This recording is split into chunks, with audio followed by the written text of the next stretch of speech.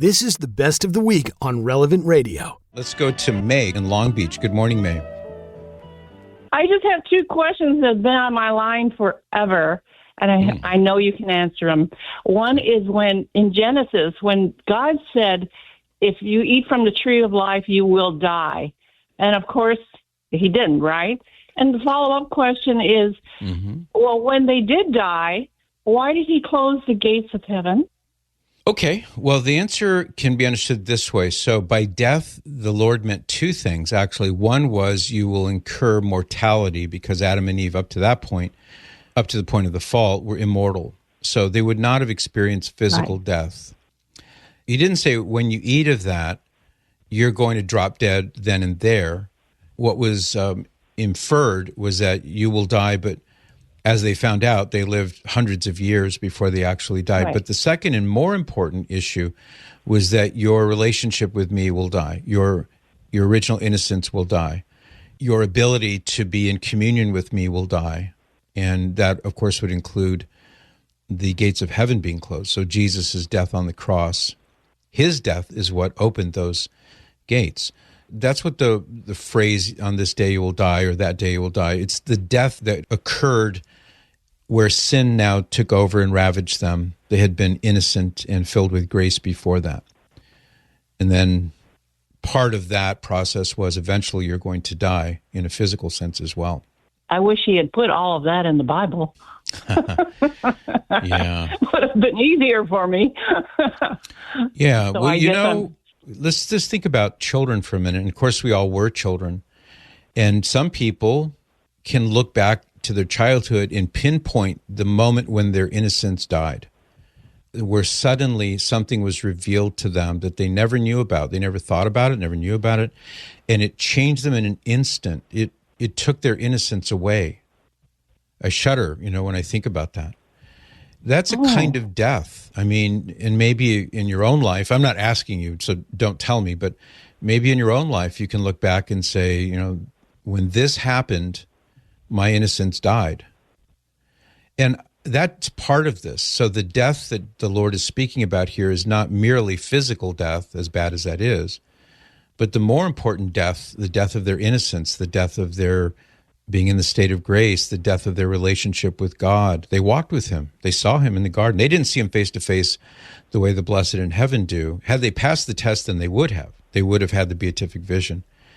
But they walked and talked with God.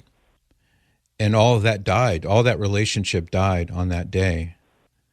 And when I think the more we ponder that, the more profound it becomes when we realize just what was lost. What do you think, May? Well, it sounds to me, and correct me if I'm wrong, but it sounds as if when we do commit a sin, we do die a little bit too. Yeah. Is that right? That's what it's meant? Yes. Oh, okay. Yes, okay, exactly. I get it now. I still don't understand why he closed the gates of heaven to all those people for so long. Yeah. Here's why. It wasn't that God closed the gates of heaven like, all right, that's it, everybody. Sorry, we're closed. It wasn't like that. Adam closed the gates of heaven. And here's how he did it. Adam and Eve had all of these wonderful preternatural and supernatural gifts before the fall. They had perfect integration of their intellect and their will. You and I don't. So your intellect says, I know what's good for me and what's not good for me, but your will is unruly and your appetites are unruly. That's true for all of us as human beings because of the fall. Adam and Eve didn't have that. There was no concupiscence, the unruly appetite for sin. They had perfect command over their bodily appetites. They had very, very high and clear reasoning capabilities. We don't. Our intellects have been darkened by the fall. Theirs were not darkened. Their intellects were clear. And so all of the good gifts that God gave them, not to mention immunity from pain and suffering, they wouldn't get sick, they didn't have to work, there was no death. Had they passed the test, all of those things would have continued for them. And so what happened was when Adam fell, Eve, of course, fell too, but in Adam, as St. Paul says in Romans chapter 5, through one man's sin and death entered the world, the fall occurred when Adam lost all of those gifts that God had given and was no longer able to bequeath them to his children, his grandchildren, and all of us. We're sons and daughters of Adam and Eve. And so all those wonderful things that they would have been able to pass on to us, they couldn't anymore because they had lost them. So for that reason, you couldn't go to heaven. I mean, look at the people in the Old Testament, Abraham, for example, Moses, great people who are destined for heaven, but they couldn't go there because one needs sanctifying grace in order to go to heaven. And because of what Adam did, he basically clanged the gates of heaven shut, and they stayed shut until Jesus died on the cross to reopen them by accomplishing and undoing the damage that Adam had done. So this is why the Bible talks about Jesus as the second Adam. He corrects what the first Adam did wrong. You see? Wow. I see now. Oh, that's like a great revelation.